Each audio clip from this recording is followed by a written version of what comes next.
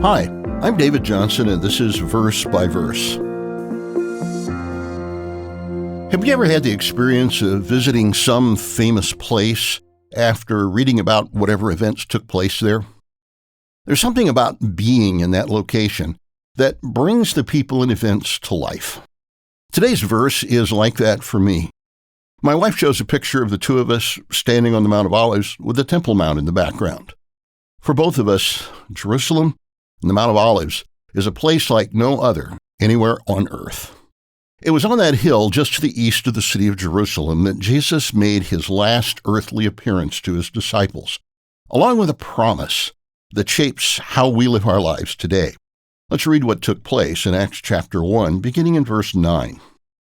Now when he had spoken these things while they watched, he was taken up, and a cloud received him out of their sight.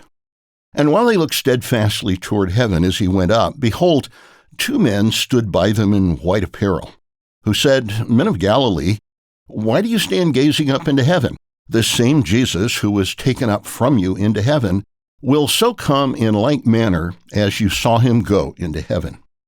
Try to imagine yourself as being among the disciples as they watched Jesus rise up into the cloud and disappear. The days leading up to this event had been tumultuous, exciting, humbling, confusing at times, and filled with new insights at other times.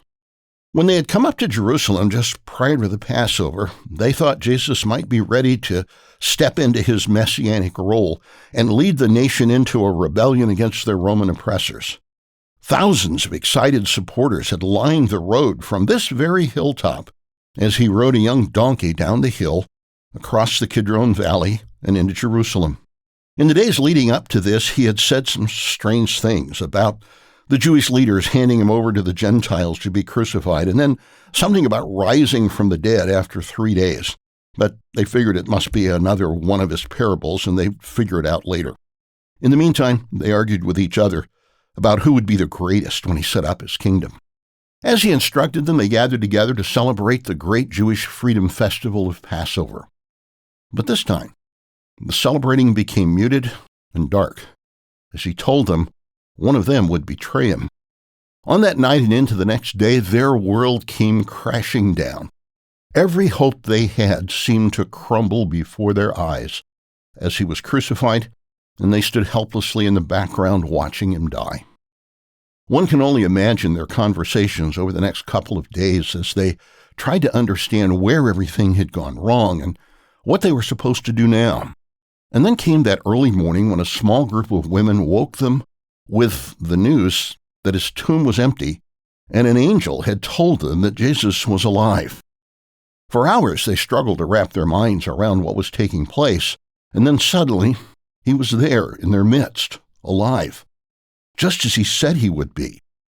According to Luke, the next 40 days were days of amazement and growing excitement as the reality of the greatest events in the history of mankind came into focus. But the resurrected Jesus knew that God's plan required him to return to heaven while he inspired these first believers to build a church that would instruct and train and protect generation after generation of believers until it was time for him to return to set up his kingdom on earth.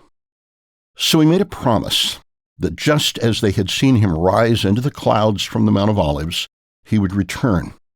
But Zechariah 14, verse 4 tells us, this return will not be some secret rapture to whisk his followers off to heaven.